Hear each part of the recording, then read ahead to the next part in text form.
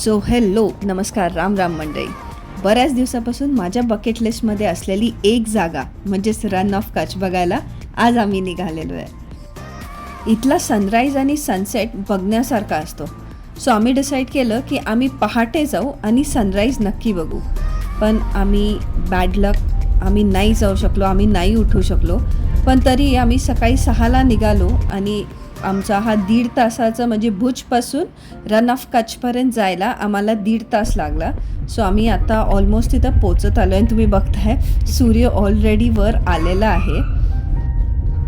इथे November end to February रण उत्सव नावाचा मोठा उत्सव असतो. इथे एक मोठी टेंट सिटी सेटअप केली जाते जी तुम्हाला बाहेर दिसतीये. या टेंट सिटीपासून अगदी हाकेच्या अंतरावर असणारं हे आहे बॉर्डर सिक्युरिटी फोर्सचं चेकपोस्ट. तुम्हाला पुढं जायच्या आधी तुमचे डिटेल्स इथं द्यावे लागतात, गाडीचे डिटेल्स, तुमचे स्वतःचे डिटेल्स, आणि मग तुम्ही इथून पुढे जाऊ शकता. आयडेंटिफिकेशनसाठी आम्ही आमचे आधार कार्ड दाखवले होते. तुमच्याकडेही ते मागण्याची शक्यता आहे, त्यामुळे तुमचे ID प्रूफ्स काही ना काहीतरी नक्कीच ठेवा. रन ऑफ कच्छ इंडिया पाकिस्तान बॉर्डरचं सगळ्यात जवळचं गाव असल्यामुळे इथे सेक्युरिटी खूप असते. प्लस हे गुजरातच्या थारच्या वाळवंटात आहे आणि हे बघायला गेलं तर मिठाचं वाळवंट किंवा मिठाचे दलदल असं म्हणायलाही आपल्याला हरकत नाही. आम्ही इथे पोचलो त्यावेळी नजारा खूपच वेगळा होता. यूट्यूब व्हिडिओज किंवा जे जेठालालमुळे जे रन ऑफ कच्छ बघितलेलं होतं त्यापेक्षा एक खूप वेगळं होतं. आपण तिथे जाणार आणि अगदी ते पांढरं व्हाईट स्नोसारखं डेझर्ट असणार असं जे डोक्यात असं काही कल्पना होत्या, हे त्याच्या उलटं होतं. इथून सरळ स्ट्रेट गेला की आपण पाकिस्तानला पोहोचतो.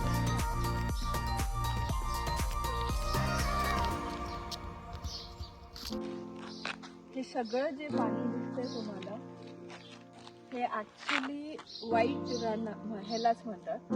आता सगळीकडे पाणी आहे. नोव्हेंबर डिसेंबरच्या एंडला हे सगळं पाणी जातं, इव्हॅपरेट होतं आणि त्यामुळे फक्त इथं दिसतं ते पांढरं run, white run of Kutch. आणि समोर जर तुम्ही बघितलं तर त्या साईडला पाकिस्तान आहे. तुम्ही क्रॉस करून गेला तर तुम्ही पाकिस्तानमध्ये पोहोचणार. इथे आल्यावर थोडेसे मजेसाठी म्हणून रील केले, छान छान फोटोज काढले. तर त्याची झलक तुम्ही माझ्या इंस्टाग्रामच्या पेजवर नक्की बघू शकता. तुम्ही मला तिथेही फॉलो करू शकता. तिथेही माझा ID आहे लई भारी. तर यूट्यूब आणि इन्स्टावर मी दोन्हीकडे आहे. आम्ही नोव्हेंबरच्या स्टार्टिंगला गेलो होतो त्यामुळे पाणी अजून इव्हॅपरेट झालं नव्हतं. काही ठिकाणी जिथे झालं होतं तिथे तुम्हाला थोडासा पांढरा थर दिसतोय, पण बराचसा भाग अजून राहिला होता. आता हे जिथून मी व्हिडिओ करते तो एक वॉच टॉवर आहे इथं. त्याच्यावरून हा 360 डिग्रीचा व्ह्यू मी तुम्हाला दाखवते आहे. ही जागा ट्रॉपिक ऑफ कॅन्सरच्या जवळ असल्यामुळे इथलं टेम्परेचर खूप हाय जातं किंवा खूप लो जातं. खूप हाय म्हणजे इथलं लाईक समर्सचं टेम्परेचर, गरमीतलं टेम्परेचर 50 डिग्रीपर्यंत असतं आणि थंडीतलं ऑलमोस्ट 0 डिग्रीपर्यंत जातं.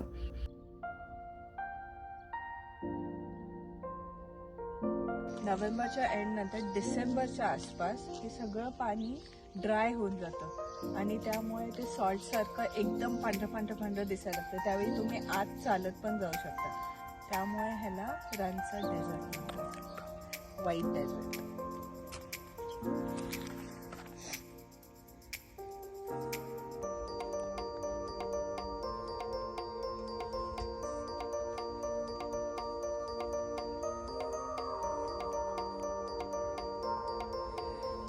काही ठिकाणी जिथे पाणी वाळलं होतं आणि मिठाचे थर दिसायला लागले होते, मी तिथपर्यंत चालत गेले. व्हाईट रन आहे. आता सगळं वाळलेलं नाही आहे त्यामुळे ना ते ओलसर आहे, पाय असं खाली आत जातं. तर पूर्ण वाळतं ना, तुम्ही छान चालू शकता. व्हिडिओमध्ये दिसतंय त्याच्यापेक्षा खूप कठीण काम होतं तिथं चालणं. माझं दर सेकंडला पाय ना आत रुतत होता.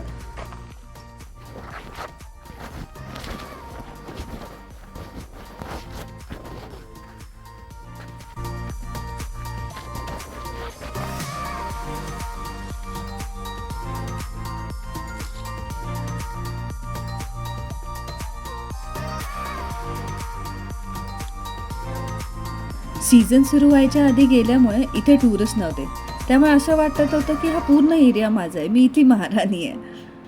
मन भरून पूर्ण रन ऑफ कच्छ बघून झालं आणि जायला निघालो आणि आम्हाला एक पक्षी लांबवर दिसला. खूप मोठा पक्षी होता, म्हणून आम्ही थांबलो बघायला की ते काय आहे. तर लक्षात आलं की आम्ही असे बरेच मोठे पक्षी आसपास बघतोय.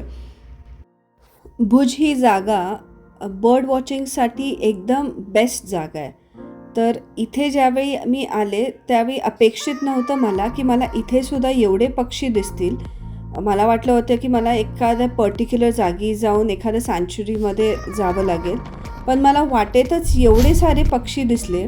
मग त्यात मी ग्रीन फ्लाय कॅचर बघितलं, पेंटेड स्टॉक बघितलं, कॉमन क्रेन बघितले, laughing dove, grey egret, black headed ibis, European spoonbill आणि असे बरेच. काही कॅप्चर झाले माझ्या कॅमेऱ्यामध्ये, काही नाही.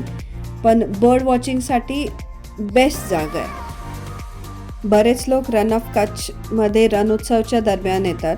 तर टेंट सिटीमध्ये त्यांची राहण्याची सोय होऊ शकते.